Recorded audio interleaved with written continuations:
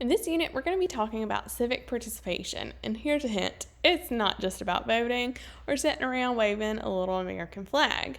There's way more to civic participation than just saying the Pledge of Allegiance every now and then and standing up and putting your hand over your heart and singing along to the National Anthem at sporting events. There's way more to being an active citizen and things that we should do and are required to do in order to make the democracy of the United States work. So in this unit, we're going to talk about that. We're going to start with a lesson on what citizenship is and how to be a citizen. We're going to have a lesson on different ways that citizens can participate in our government and in our society. We'll have a couple lessons on civil disobedience and just different movements that have come out of civic participation in the United States. And we'll have a lesson on different political parties in the United States. So in this video, we'll primarily focus on citizenship. So let's get started. We know that the 14th Amendment defined equality and citizenship. We learned this in Unit 2 when we talked about the 13th, 14th, and 15th Amendments and the rest of the amendments as well. But we know that the 13th, 14th, and 15th Amendments came after the Civil War. The 13th Amendment banned slavery. The 14th Amendment made all citizens, or all people born or naturalized citizens, and that included the former slaves. And then the 15th Amendment gave all men the right to vote. But the 14th Amendment does far more than just make former slaves citizens. So let's take a look at this excerpt. It says, all persons born or naturalized in the United States and subject to the jurisdiction thereof are citizens of the United States and of the state wherein they reside.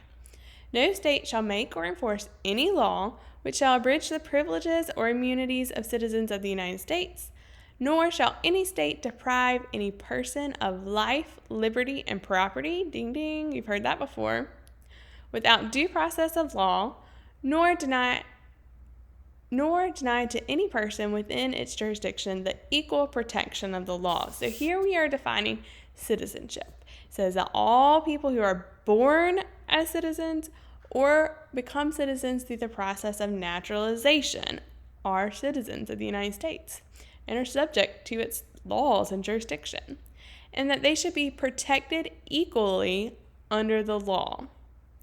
And this applies to states as well. Life, liberty, and property, we saw this referenced in the Declaration of Independence when Thomas Jefferson took John Locke's words and changed them from life, liberty, and property as different natural rights, that's Locke's idea, and changed it to life, liberty, and pursuit of happiness in the Declaration of Independence. All right, so let's talk about what naturalization means. I'm pretty sure you know what it means to be born in the U.S. This would be anyone born on U.S. land, and that includes military bases overseas. So if you're born in one of the 50 states, you are a citizen.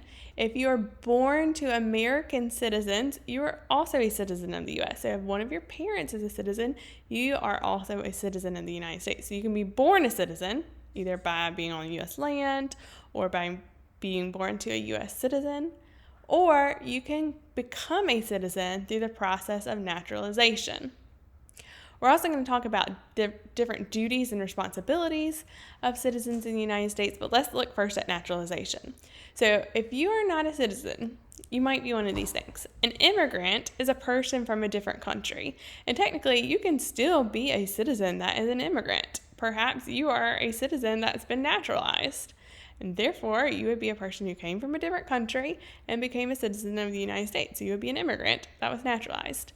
But some immigrants are not naturalized, and we'll talk about that in a minute. An alien is not like one from outer space.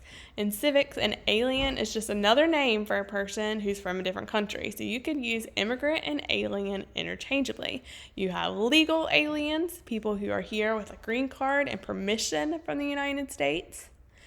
And you have illegal aliens. Now, illegal aliens are the opposite of legal. They are here without permission. They have not been granted like a green card or a visa of some sort to reside in a country.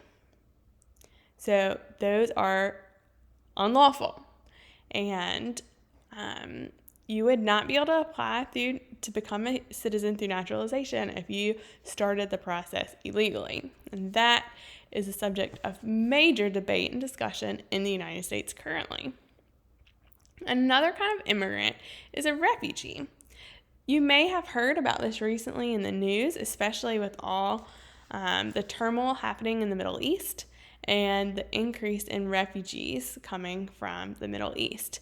And a refugee is a person who is trying to escape the dangers in their home country. Now, the dangers might be natural disasters, like famine or drought or major earthquakes or hurricanes that have just devastated a country and the people cannot live or rebuild there, and so they are fleeing.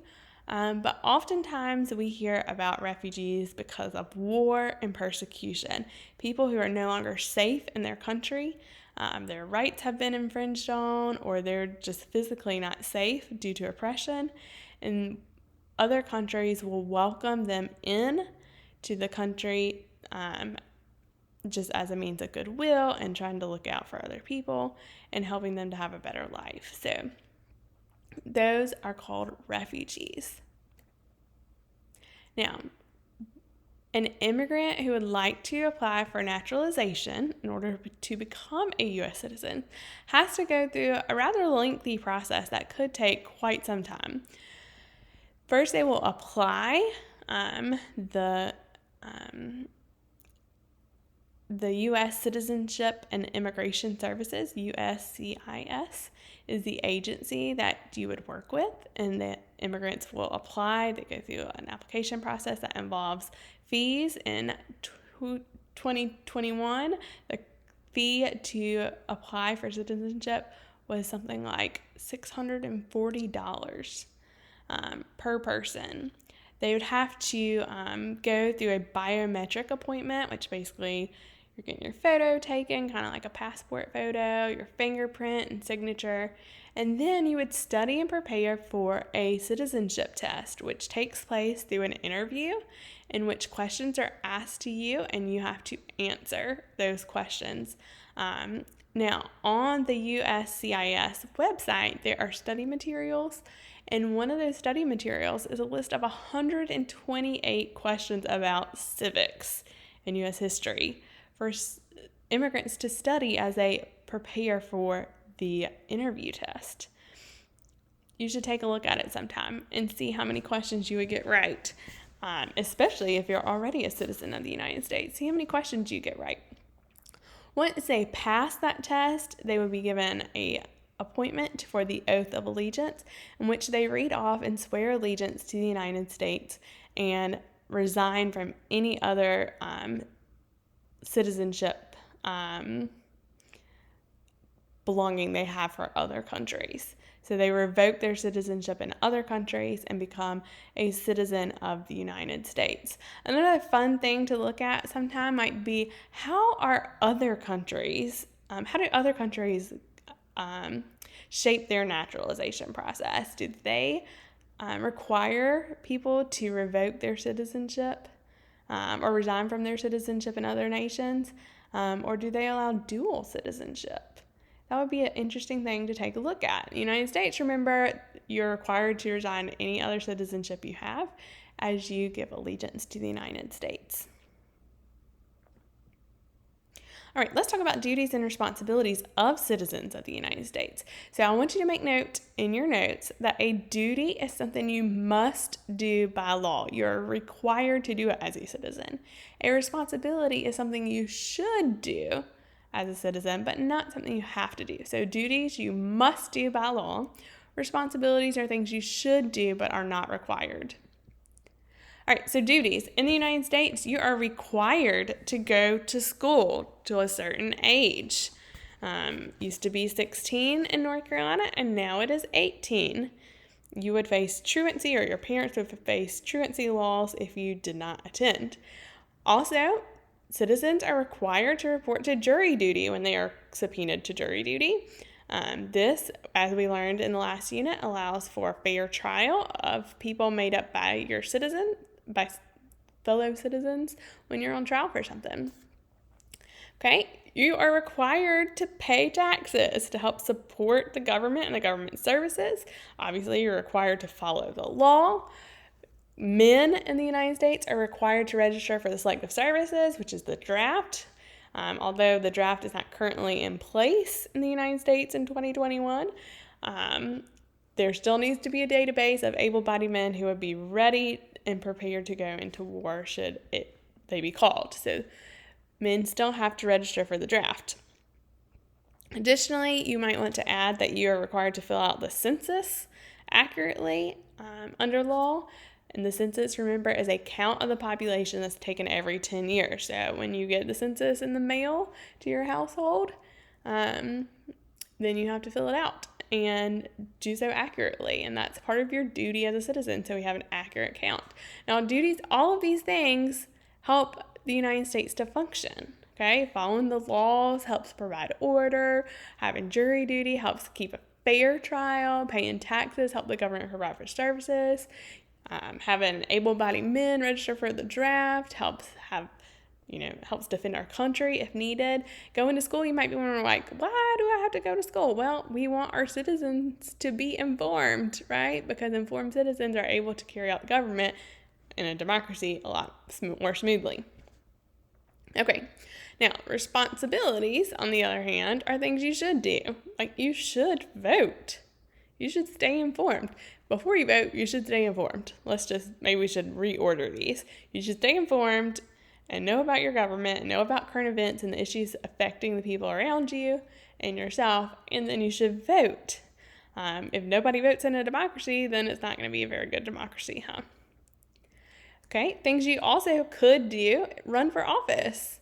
Not everyone needs to run for office, but if that's something you feel passionate about and led to do, then you should do it. It's a citizen's responsibility to run for office. If you don't want to run for office yourself, you can campaign for those who are running for office.